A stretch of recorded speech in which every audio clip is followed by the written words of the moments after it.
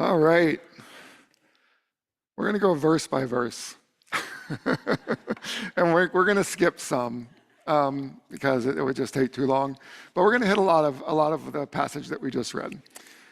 We started actually with the last verse of chapter 12 of Revelation because the dragon mentioned in those verses and the dragon's origin are critical to understanding chapter 13, which is our main topic. So let's talk about the dragon first. And let me say right off the bat, as most of you know, but in case you don't, we're going to interpret this from a literary critical perspective, from a symbolic perspective. This is not literal. None of this is literal. What we like to do is read the story, hear the story, pay attention to the details of it, try to say, okay, what was the author trying to tell us, and then how can we apply that to ourselves today? So at the beginning of chapter 12, which we didn't read, we're told that a dragon appears in heaven. The dragon is attempting to kill a pregnant woman, also in heaven. The symbolism of the pregnant woman isn't clear, and I'm not going to go into speculations, but she's not the topic today, so we're not going to talk about her. Maybe next time. But the symbolism of the dragon in chapter 12 is explicitly stated. It says in verse 9 that the dragon is Satan. Now, we could do a whole sermon on Satan, but suffice it to say that the concept of Satan does evolve throughout the Bible. It's not always the personification of evil. Earlier in the Bible, it's much less than that. But by the time we get to this passage, it really is Satan is the personification of evil, or in this case, the dragonification of evil. I was just very impressed with that word that I made up. So when the dragon appears in heaven, it causes a great battle in heaven, a great division. And some of the angels side with the dragon, and then some of the angels side with God. And there's a great battle, and God's side wins. This is all in chapter 12, and the dragon is cast down to the earth. So the situation in chapter 13 is that Satan has been defeated in heaven, but is now loose on the earth to cause all kinds of trouble and all kinds of manners of evil. He's been defeated in heaven, so there's no way he can ultimately win on the earth, but for whatever reason, he's given some time to cause a whole bunch of trouble down here. Which, if you think about it, isn't really such a bad way to think about evil. Evil's real, it's powerful, we experience it every day. But if we believe that God is good and God is all-powerful, then evil will ultimately be defeated. So why does God allow Satan to have any time on the earth to cause trouble? We don't know that, and the text doesn't answer that question. The text is trying to describe what it feels like right now.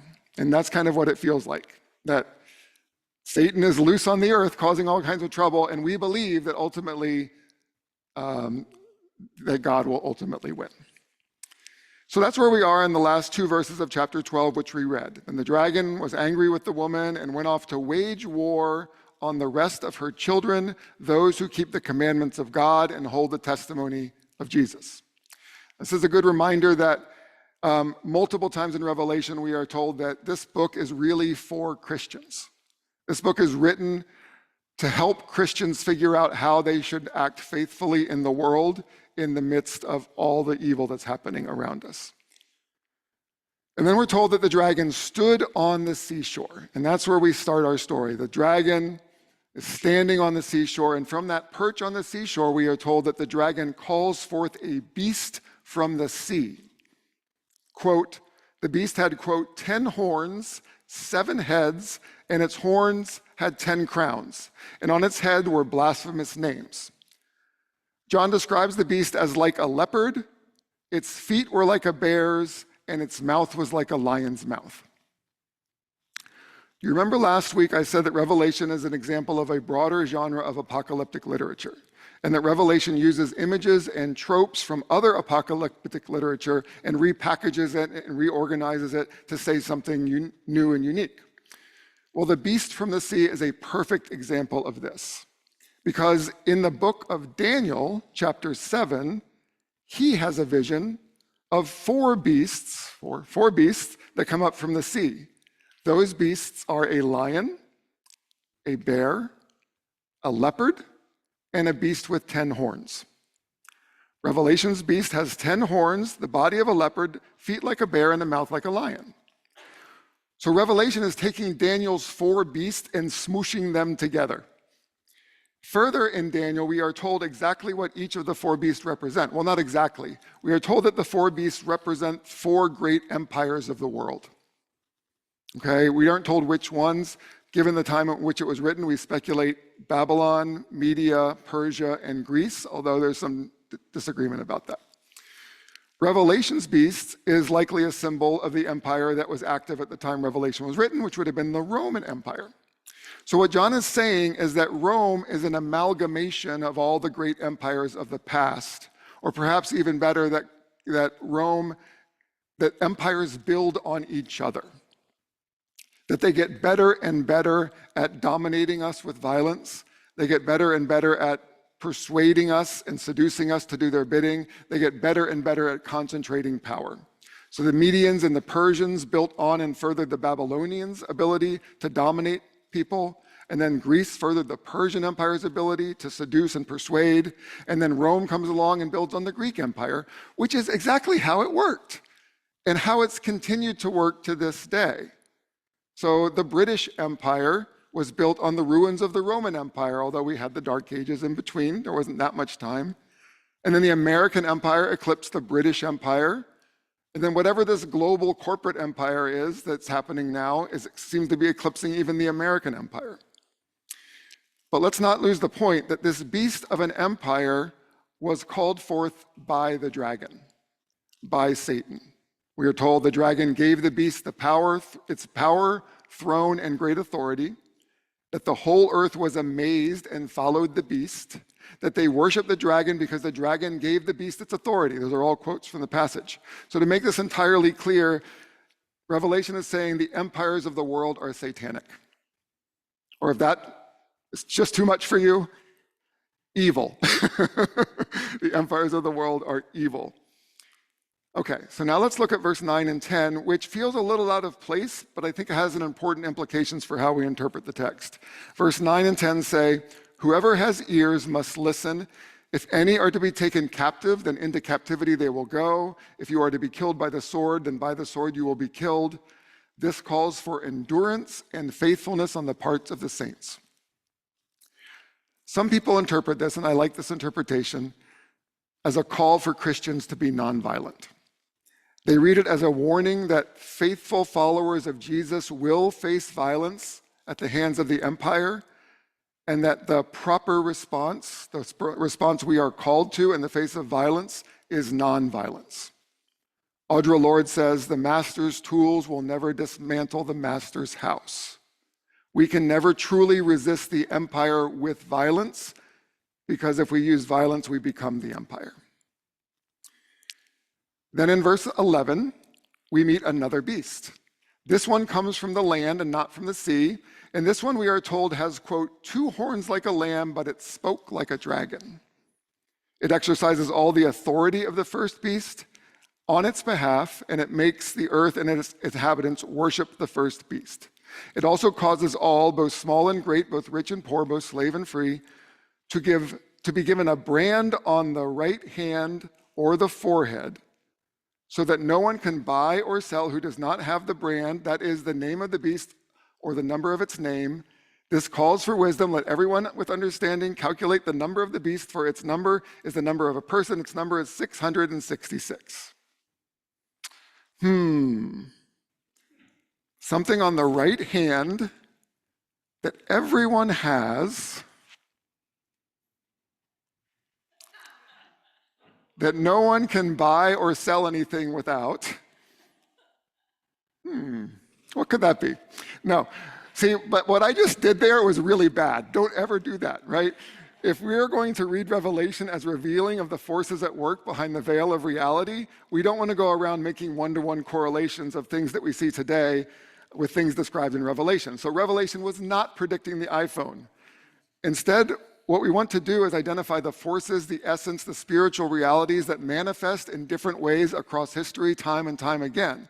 So when John talks about the mark of the beast, he's probably just referring to money. He's probably just referring to currency. Money is also a technology that has the image of the emperor on it, and everyone holds in their hand and is needed to buy or sell anything. Now, if you're wondering about the 666, it's likely a code for Emperor Nero. And just to explain that, so you know we're not just making it up, the Hebrew language didn't have numbers. Instead, it had letters. And so every letter of the Hebrew alphabet has a corresponding number. And it's not just like A equals 1, B equals 2, C equals 3. It's more like Roman numerals, where as you get higher up, there's like 600 and 1,000 and things like that. Now, this would be a code within a code because the Revelation was written in Greek. And so if you take the Hebrew word of Caesar Nero, the Hebrew letters for Caesar Nero, and sum them up, it comes out to 666. And just again, so it's not just coincidence, there are some manuscripts of Revelation where the number is 616.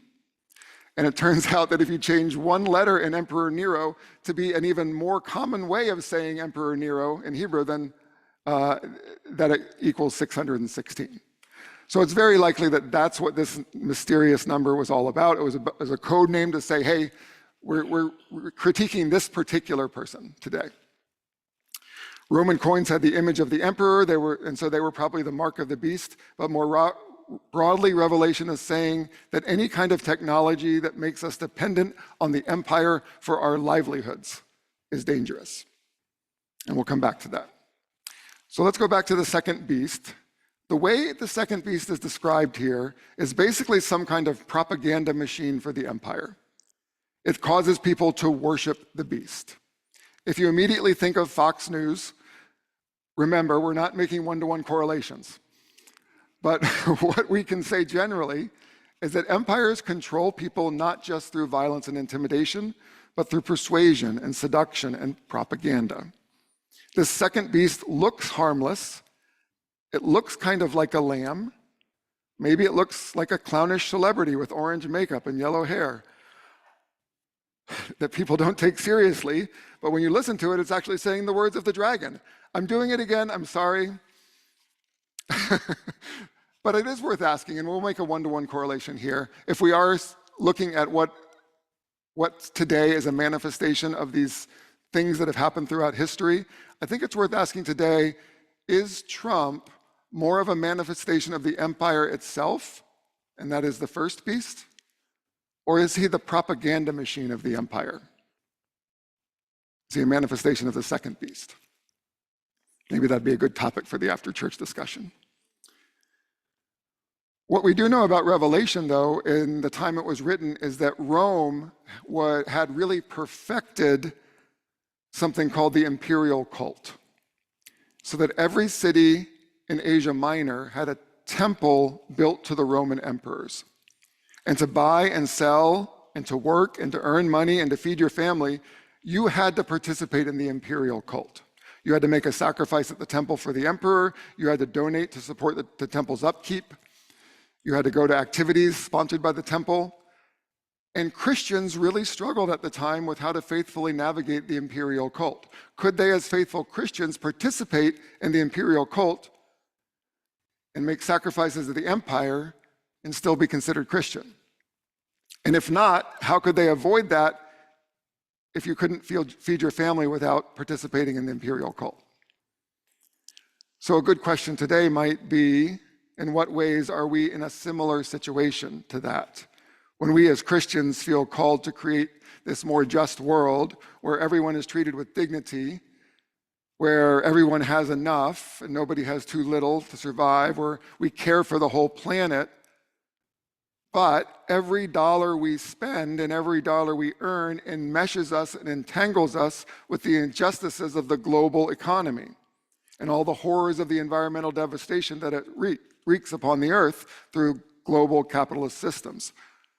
And the question that comes up in the text is, who can resist the beast?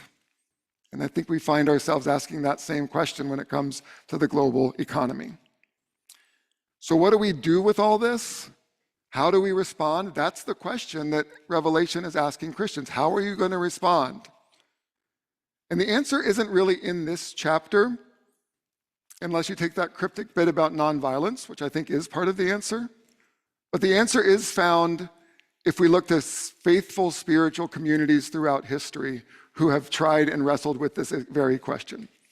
And that is often people, the early church is a great example, but others throughout history have tried to create some kind of alternative community, some kind of alternative to the empire, some kind of alternative that practices a different kind of values in the midst of the empire.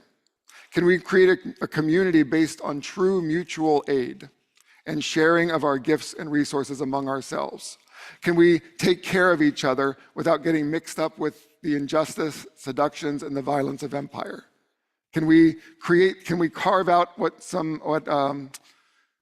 I forget the names, called a pocket of resistance amidst the empire? I mean, are we talking about like growing our own food and making our own clothes?